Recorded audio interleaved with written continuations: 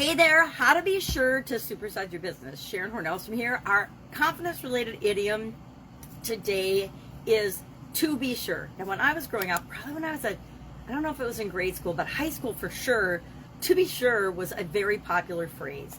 It's been around for a long time. It was first recorded actually in 1657, and it means undoubtedly, of course, certainly, it means that you expect something to happen, or it means you're agreeing that you are going to do something. Somebody tells you and invites you to a party, you'll say, I'll see you there, and you say, oh, to be sure, or I can't even say it in the snarky way we used to say it in high school, but it's a very popular phrase, to be confident or sure that something will happen, to expect something to happen. So how does this apply to growing and building and supersizing our business? Well, I'm going to share a few tips and a few things I've learned over the decades with respect to growing businesses that we need to be sure of in order to grow and build and supersize our business. Number one, we need to decide and commit and choose to build a business and to supersize and grow that business. The first step in anything is to decide what you want. So we're going to decide what we want, and that is, of course, to be creating the business that we want to see in the world, our supersized business that makes the world a better place. Then we want to make sure that we are continually improving and growing and investing in what's the most important thing in our business? Well, first, yourself. The best investment you can make ever is investing in yourself, making sure that you're learning, developing, growing the skills that you need to build the business that you want to see in the world, or to hire the right people, and that means investing in them and their advancement and education and skills and abilities, and building on our strengths and adding to those, building on everybody's strengths, and then finding ways to supplement things that either we don't like to do or that are what we consider weaknesses for ourselves.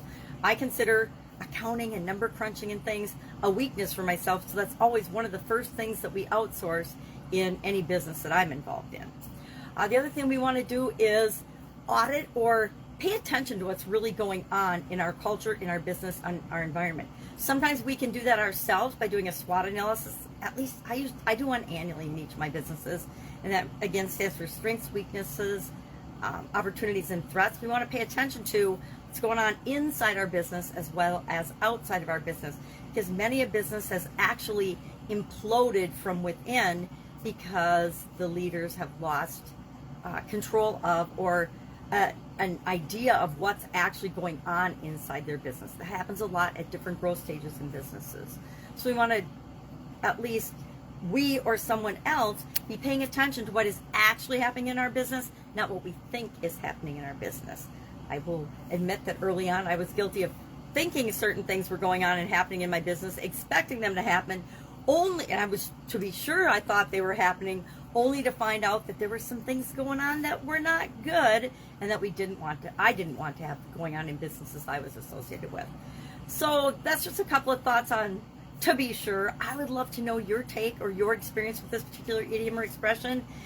To be sure of something, to be confident, to expect it to happen, and how it's impacted you growing your business. Share in the comments below. Otherwise, I will be with you tomorrow for another confidence-related idiom for the rest of the month to coincide with this year's annual challenge to do one thing every day that improves us.